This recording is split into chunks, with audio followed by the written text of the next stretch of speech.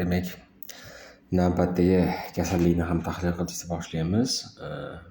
Demak, bemorda 40 yoshli bemor norin xatti-harakatlar va ong chalkashligi sababli psixiatriya shoshilinch yordam bo'limiga olib kelinadi. Bemor o'zi aslida farrosh bo'lib ishlaydi va bemor aktiv holatda ishga ancha yaxshi qatnashib borgan. Hamkasblarning aytishiga ko'ra, ular bemorda bir necha yildan beri bezovtalik yaqqol ko'rina boshlagan. Bemorni ayniqsa misol uchun butun tanasiga ta'sir qilayotgandek tuyuladigan keskin, xuddi siltovchi harakatlar kuzatilganini yaqinlari aytishadi. Bemorda onasi tirik, sog'-salomat, lekin otasi 28 yoshida vafot etgan. Bemorni tekshirganida ko'rikda u hushida bo'lgan, ammo osongina boshqa narsaga chalg'ib ketadi, diqqati past bo'lgan. Nutqi ramon, bemor so'zlarni yaxshi ayta olgan, biroq o'tlab ketadi. Sodda qilib aytganda, tog'dan bog'dan ketib qoladi. Bemorni o'sha kitob so'zini aytib, teskari harfda, ya'ni so'zni harfini teskari michasiga aytib berish so'ralganda va undan tashqari o'sha 100 dan 7 ni 5 marta ayirish so'ralganda bemorda qiyinchilik bo'lgan, ammo bemorga 3 ta so'z aytilgan va 5 daqiqadan so'ng chalg'itib qayta so'ralganda u 3 ta obyektni eslab qolgan, ya'ni qisqa xotira yaxshi bo'lgan. Uni konstruktiv qobiliyatlari, ya'ni qo'lda turli xil narsalar qila olish qobiliyatlari yaxshi. Yurganda o'sha qo'lida siltanishga o'xshagan harakatlar kuzatiladi. Muvozanati barqaror, ya'ni og'ib ketadi bemorda, o'ngga chapga og'ib ketish bemorda bor, lekin rombik sinamasdan normal tura oladi. Reflekslar bemorda kuchaygan, ikki tomonlama to'pig'ida kloruslar mavjud. Surishtirilganda va tekshirilganda bemorda giyohvand moddalar iste'moli aniqlanmagan. Endi bemorga tashxisi nima, keyingi diagnostik nima qadam qo'yamiz va undan tashqari buni bemorda kelib chiqish kasallikni asosiy sababi nimaligi haqida gaplashib o'tamiz. Demak, bemorda ushbu holatda Gentington kasalligi tashxisi qo'yilgan. Ya'ni o'sha norin xatti-harakatlar, noixtiyoriy o'zidan o'zi yuzaga keluvchi harakatlar, bemorning o'sha psixologik o'zgarishlari, o'zini tuta olmasligi, xareoform harakatlar paydo bo'lishi, biroz gapdan chalg'ib ketishlari, gaplashayotganda diqqati pastligi, undan tashqari yurishda muvozanat buzilishi belgilari, undan tashqari piramidal yuz zararlanishlari, ya'ni reflekslarni ortganligi kuzatiladi. Shundan kelib chiqqan holda biz Huntington kasalligi tashxisi qo'yiladi ko'proq, lekin diagnostik qadam qo'yishda bemorda genetik test, genetiklar bilan maslahatlashish va kerak bo'lsa shu genetik test o'tkazish kerak bo'ladi. Undan tashqari bemorda anamnezni, ya'ni ota-onasi, bobolari, avlodlari, ajdodlari haqida surishtirish kerak. Bunday kasallik bo'lgan bo'lmaganligini so'rash kerak va boshqa kasalliklarni istisno qilish ham kerak. Demak, bemordagi ushbu Gentington kasalligi 4-xromosomani qisqa yelkasida joylashgan Huntington genidagi CG trinukleoid takrorlari bo'ladi. Bularning soni 40 tadan oshib ketsa, deyarli o'sha oshib ketganligi isbotlansa, Gentington kasalligi rivojlanadi. Asosan avtosom dominant yo'l bilan rivojlanadi, irsiylanadi. Demak, bugungi tahlilimizda ushbu kasallikni boshqa kasallik bilan solishtirish, xoreyani differensirovka qilish, ya'ni xoreya deganda bizda noixtiyoriy harakatlar tushuniladi. Gentington kasalligini genetik tushuntirish, bemorda farmakoterapiya, davolash choralari va turmush tarzini nazorat qilishga qaratilgan bu videomiz. Demak, biroz terminlar bilan tanishib olsak, xoreya degan termin ishlatishimiz mumkin videoda. Mabodo bilmaydigan insonlar, bu to'satdan paydo bo'ladigan notekis siltanma, xuddi qo'lni siltagandek harakat bo'lish. Mushakning qisqarishlari bir xilda bo'lmaydi bunda va mushak, bitta mushak ikkinchisiga xuddi kirishib ketayotgan holatda kuzatiladi. Undan tashqari adenoz degan termin bor. Bu ko'pincha xariyan bir turi. Bu o'sha buraluvchi, o'sha misol uchun ilonsimon qo'ldagi harakatlar, mayda harakatlar bilan yuzaga keladi. Dissoniya degan bizda termin bor. Dissoniya mushaklarni uzoq qisqara mushaklar bir xilda qisqarib turish hisobiga bemorda buraluvchi, takrorlanuvchi harakatlar yuzaga keladi. Bu g'ayritabiiy, noodatiy holatda bo'ladi. Va undan keyin tabdiv diskineziya degan terminga duch kelamiz. Ya'ni bizda o'sha ma'lum dorilar bor, antipsixotik dorilar bor. Bu dorilar uzoq muddat ichilsa, bizda shunaqa turli xil neyronik buzilishlarga, o'sha harakatlarni turli xil norin harakatlar yuzaga kelishiga olib kelishi mumkin. Odatda o'sha antipsixotik dorilarni qabul qilish to'xtatilganda to'xtaydi bu holatlar yoki ba'zilarida saqlanib qolishi ham mumkin. Huntington yoki Gentington ham aytiladi. Bu kasallik erkaklar va ayollarda ham uchraydi. Progressiv degenerativ kasalliklar gruppasiga kiradi. Eng ko'p o'sha xuddi raqsga o'xshash harakatlar yuzaga keladi. Hozir video davomida unga o'xshash harakatlarni ham ko'rsatib ketamiz. Undan tashqari bu noixtiyoriy harakatlardan tashqari bemorda xulq atvor buzilishi, shaxsiyat o'zgarishi, psixotik o'zgarishlar yuzaga kelishi, xotira pasayishi, kognitiv funksiyalar pasayishi, undan tashqari shu muvozanatni saqlashda qiyinchilik, kuchli demensiya va nutq qiyinchiliklariga ham olib kelishi mumkin. Bizni holatimizdagi ushbu кейsimizdagi 40 yoshli erkakda bir necha yildan beri o'sha tinimsiz noixtiyoriy qimirlashlar yuzaga kelgan va rivojlanib bemorda ong chalkashligi, hisob-kitob qilishda qiyinchilik va turli xil patologiyalar rivojlangan, lekin hozircha uni bemorning qisqa xotirasi saqlanib qolgan. Borib o'sha butun tanaga ta'sir qiluvchi harakatlar rivojlangan bemorda, reflekslar ortgan, muvozanatda qiyinlashgan. Demak, qo'llarning distal qismida, ya'ni o'sha distal degani qancha uzoq qo'l va oyoqlardagi deyarli o'sha barmoqlar to'g'ri keladi. Shu sohalardagi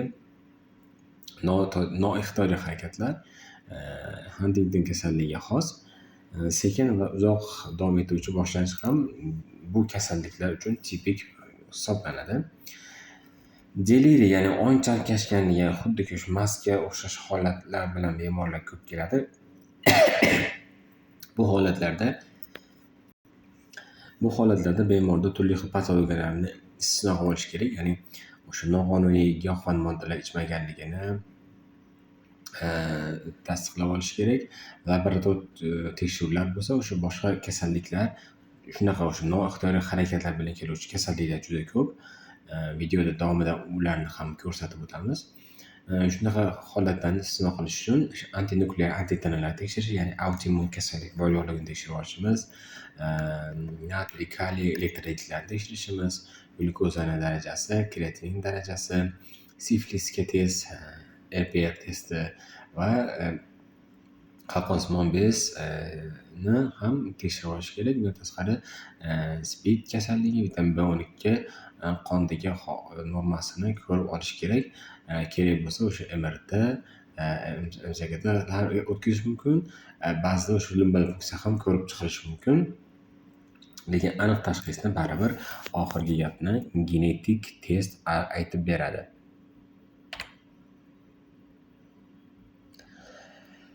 Bu kasallik o'zi rivojlanishda autosomal dominant bo'lgan, ya'ni sodda qilib aytadigan bo'lsak, avloddan avlodga o'tib boradi. Yuqorida aytganimizdek 4-xromosomani qisqa yelkasidagi joylashgan gen, o'sha Huntington geni ushbu trinukleotid takrorlari uzunligi ortishi bilan bog'liq bo'ladi. Ushbu genlar soni takrorlari 40 dan ortiq bo'lsa, deyarli har doim Huntington kasalligi rivojlanadi. 25 dan kam takrorlar deyarli hech qachon kasallik bilan bog'liq bo'lmaydi. Takrorlar soni ortishi bilan kasallik simptomlari og'irlashib boradi. Misol uchun o'rtacha bu kasallik 40 yoshda boshlanadi. Demak, bemor soppa-sog' bo'lib yurishi mumkin. 40 yoshda demak hozirgi yuqorida aytgan simptomlar rivojlanib ketsa, bu kasallik haqida o'ylash mumkin. Takrorlar soni borgan sari avloddan avlodga ayniqsa otadan o'tishida juda muhim hisoblanadi. Demak, bemorni avloddan avlodga o'tgani sari yoshi yosharib boradi. Ya'ni otasida qirq yosh bo'lgan bo'lsa, farzandida ko'proq otadan qiziga o'tadi. Farzandida 30 yoshda, undan keyingisida 20 yoshda bo'lib, bemorning holati yosharib borishi mumkin. Otadan irsiylanish, genetik kasallik bilan boshlanishda erta bo'lishi, og'irroq kechishi holatlari kuzatiladi. Otadan o'tgan bo'lsa, otasidan shunday kasallik kuzatilgan bo'lsa, bemorda keyinchalik prognoz og'irroq kechishi mumkin.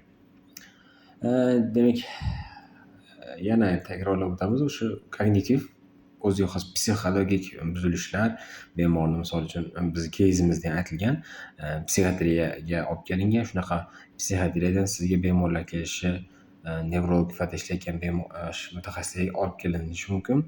Demak, psixologiyasi buzilgan bemor bo'lsa, xotirasi buzilgan bemor bo'lsa, nisbatan yosh bo'lsa, harakat buzilishlari, noxush harakatlar, belgilar bilan nutqda buzilishlar bilan kelgan bo'lsa, ya'ni o'sha birlamchi primitiv reflekslarni yo'qolishi, ya'ni oral avtomatizm belgilari ham bo'ladigan bo'lsa ham shu kasallik haqida o'ylab ko'rish mumkin.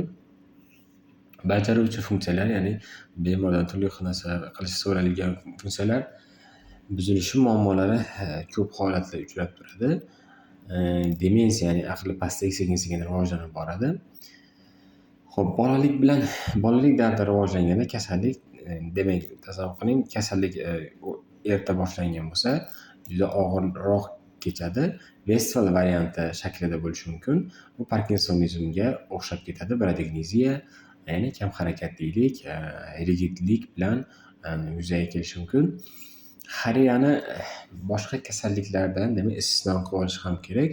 Autoimmun, metabolik, doridan zaharlanish kabi holatlar ham tekshirib olish kerak. Ya'ni laborator, kerak bo'lsa MRT, MCKT va boshqa tekshiruvlar orqali istisno qilib olish kerak. Undan tashqari, xoreyani yana bir yoshlarda uchrayotgan shakli bor. Ya'ni Sydenham xoreyasi bor. Bolalikda 5 yoshdan 15 yoshga bo'lgan bolalarda ko'proq uchraydi. Homiladorlik davrida ham bu holat yuzaga kelib qoladi. Surunkali holatda o'sha revmatik isitma kasalligidan so'ng bu holat rivojlanib qoladi. Ya'ni revmatik isitma o'tkazgan bemor anamnezda bo'lsa, Sydenham xoreyasi haqida o'ylab ko'rish kerak. Demak, ushbu kompyuter tomografiyasida ham ko'rib turibmiz. O'sha kaudat yadrosi vitaminning bosh qismida atrofiya kuzatildi. Ushbu rasmning ostida post qoldirganmiz. Ya'ni bu yerda hamyurtimiz Oybek Xo'jayev bor, parkinsonolog, ya'ni shu harakat kasalligi bo'yicha mutaxassis. Shu genetik kasallik bilan chalingan bemorni tekshiruvlari va bu tekshiruvga qanday kelgani, diagnoz qanday qo'yilgani haqida batafsil gapirgan, faqat rus tilida ma'lumot. Demak, ushbu slaydda ko'rib turibmiz. Xoreya, ya'ni noxush harakatlarga sabab bo'luvchi kasalliklarning ro'yxati berilgan. Albatta, hammasini sanab o'tishga vaqtimiz kam. O'zingiz ko'rib olishingiz mumkin. Demak, umuman irsiy kasalliklar, autoimmun kasalliklar, neoplaziya, ya'ni o'smadan keluvchi, rakdan keluvchi kasalliklar, sodda qilib aytganda, vaskulyar, metabolik, toksin va dori vositalari ushbu noixtiyoriy harakatlar, ya'ni xoreyaga sabab bo'lishi mumkin. Demak, genetik kasallikni davolashda, demak, ma'lum bir effektli dori hali yaratilmagan, simptomatik davolash qilinadi. Demak, noixtiyoriy harakatlarni pasaytirish uchun dopamin funksiyasini pasaytiruvchi dorilar ishlatiladi. Ko'proq betaleptiklar, galoperidol kabi dorilar ishlatiladi. Lekin bu dorilar o'sha tardiv diskineziya, odatimiz noixtiyoriy harakatlarni kuchaytirishi, ba'zan o'sha shu kasalliklar fonida kelib chiquvchi distoniyalarni ham chaqirib qo'yishi mumkin. Tetrabinazin degan dori vositasi bor ekan. Hozirda bu menimcha bilmadim, biz hududlarda bormi yo'qmi, AQShda ko'rib chiqilmoqda.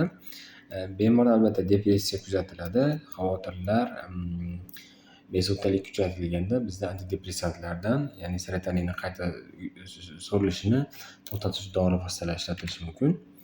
Yutish pasayishi, aspiratsiya muammolari yuzaga kelganda, ya'ni og'ir keyingi holatlarda kuzatiladi.